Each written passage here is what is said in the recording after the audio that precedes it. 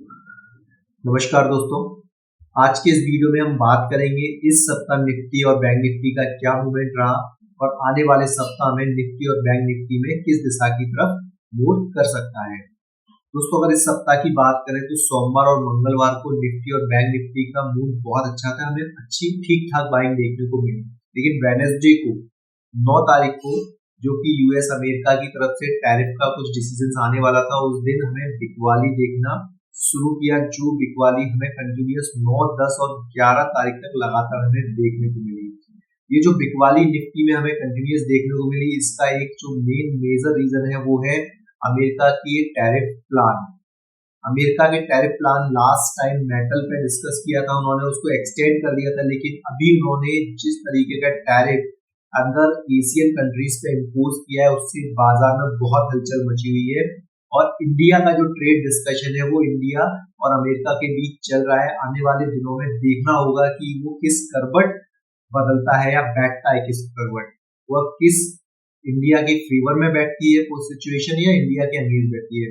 Although जो संकेत आ रहे हैं उससे लग रहा है कि जो टैरिफ की दर है अभी प्रेजेंट टैरिफ से बढ़कर ही आएगी, जिसका भारतीय बाजार पर बहुत इम्पैक्ट रहेगा।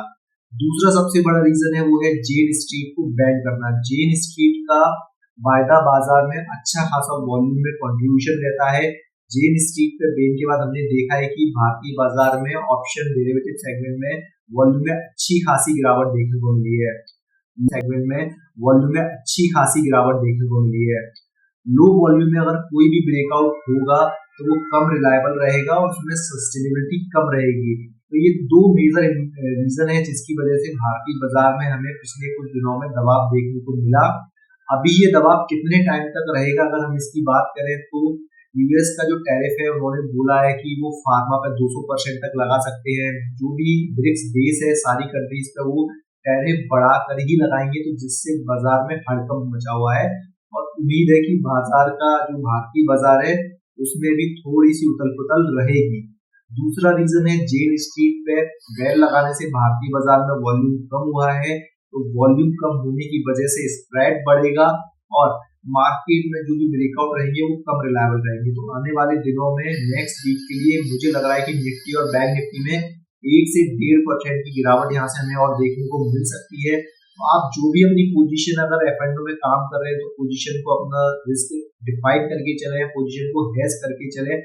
और कुछ इवेंट्स भी आने वाले हैं नेक्स्ट वीक में, जैसे मैं बात करूँ एसबीआई की बोर्ड की मीटिंग है, उसमें डिस्कशन होगा कि फंड रेजिंग या जो भी उनके डिस्कशन के पॉइंट है उस पर डिस्कस करेंगे। दूसरा होलसेल का जो थोक होलसेल महंगाई दर है वो भी आने वाली है। तीसरा कुछ चाइना के डेटा भी आने वाले हैं। तो इन सब पे जो इवेंट है इन पे सब पे नजर रखिएगा किस तरीके से मार्केट ओवरऑल नेक्स्ट वीक के लिए लग रहा है कि सेल और हायर लेवल पे स्ट्रैटेजी लेके चलना चाहिए। बाय का अभी तो फिलहाल कुछ टेक्निकली भी नहीं समझ में आ रहा है, हम अपने आगे वीडियो में डिस्कस करेंगे टेक्निकली निफ्टी और बैंक निफ्टी चार्ट क्या कहते हैं। तो चलिए शुरुआत। फ्राइडे को मार्केट गैप डाउन ओपन हुआ इन लेवल्स पे, उसके बाद निफ्टी ने अपने हाईज को ब्रेक करने की कोशिश की, लेकिन निफ्टी हायर लेवल पर सस्टेन नहीं कर पाया और उसके बाद में एक शार्प यहाँ से करेक्शन देखने को मिला। दिन भर मार्केट फ्राइडे को दबाव में रहा और फाइनली निफ्टी ने 25,150 के लगभग के आसपास क्लोजिंग दी। अब हमें समझना है कि निफ्टी में आने वाले वीक में क्या मूवमेंट रह सकता है, क्या निफ्टी यहाँ से रिकवर करेगी या वापस से एक हमें डीप करेक्शन देखने को मिल सकता है। इसको समझने के लिए हम थोड़ा सा डिस्कस करते हैं। निफ्टी में जो बिकवाली आई थी वो आई थी बिकवाली 9 जुलाई को, जो ट्रम्प का यूएस का जो टैरिफ प्लान का उसका न्यूज आना था, उस बेसिस पर 9 तारीख से ही मार्केट में पैनिक की सिचुएशन बन गई थी और हमने देखा 9 तारीख को, 10 तारीख को और 11 तारीख को बहुत हैवी बिकवाली हमें देखने को मिली।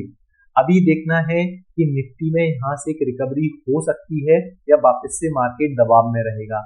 इसको समझने के लिए हमें समझना है कि मार्केट में अभी निफ्टी में स्ट्रेंथ है या वीकनेस है।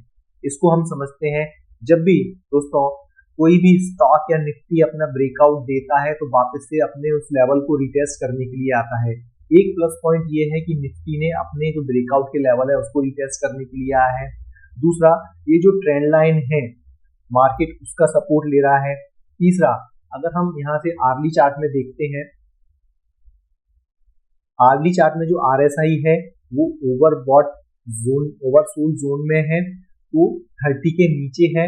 तो हमें लग रहा है यहाँ से कि निफ्टी में एक रिकवरी हो सकती है। ये 3 इंडिकेशन ऐसे हैं जो शो कर रहे हैं कि निफ्टी में यहाँ से रिकवरी आनी चाहिए।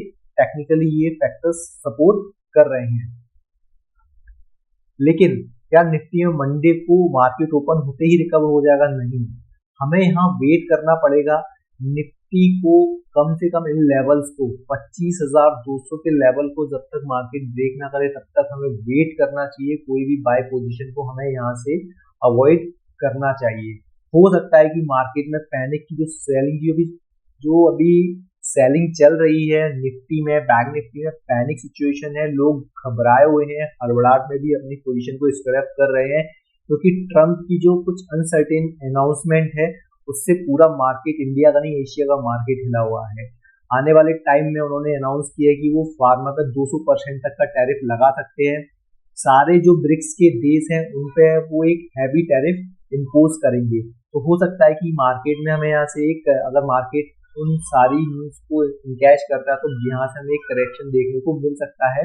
और निफ्टी में लग रहा है कि निफ्टी में यहाँ से 1 से 2% का करेक्शन आ सकता है। तो अगर प्राइस मार्केट खुलता है और यहाँ सस्टेन करता है निफ्टी लोअर लेवल्स पे और उसके बाद अपने लोअर लेवल्स को ब्रेक करता है तो हमें यहाँ से एक प्रेशर देखने को मिलेगा। अनटिल और अनलेस मार्केट 25,200 को ब्रेक नहीं करता है तब तक यहाँ बाय की पोजीशन अवॉइड करना चाहिए। ऑल्दो मंडे का मार्केट ऑब्जर्व करना चाहिए कि मार्केट किस तरीके से रिएक्ट कर रहा है, उसी के अकॉर्डिंग हमें पोजीशन बनानी चाहिए, क्योंकि कई सारे स्टॉक्स के स्ट्रक्चर खराब हैं। तो हमें एकदम इमीडिएट तो बाय पोजीशन नहीं बनानी चाहिए। ये है निफ्टी का ओवरव्यू।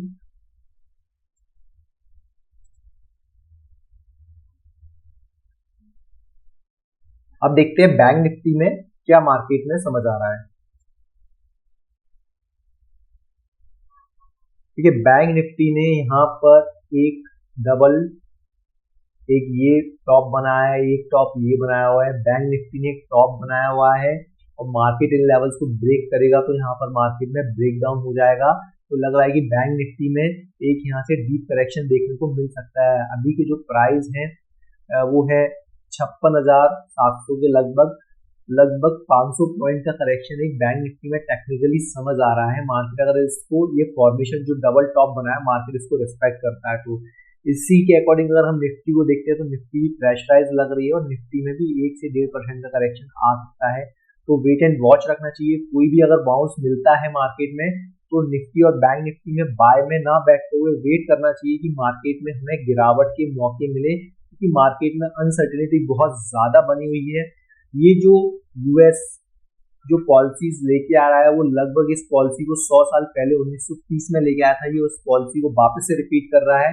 डिप्रेशन का जब टाइम था यूएस की इकोनॉमी में, ऑल्दो इस जो पॉलिसी अभी इंप्लीमेंट कर रहा है पूरे वर्ल्ड में, उस समय 1930 में भी अमेरिका ने पूरे वर्ल्ड में इस पॉलिसी को इंप्लीमेंट किया था, लेकिन उसका ज्यादा फायदा उसको नहीं मिला था। तो वेट एंड वॉच करना चाहिए। Sell on dip, sell on higher levels पे एक स्ट्रैटेजी अपनानी चाहिए। बाय को अवॉइड करना चाहिए अनटिल और अनलेस एक श्योर कोई कंफर्मेशन ना मिले। अगर दोस्तों आपको वीडियो पसंद आया तो लाइक और शेयर करना ना भूलें।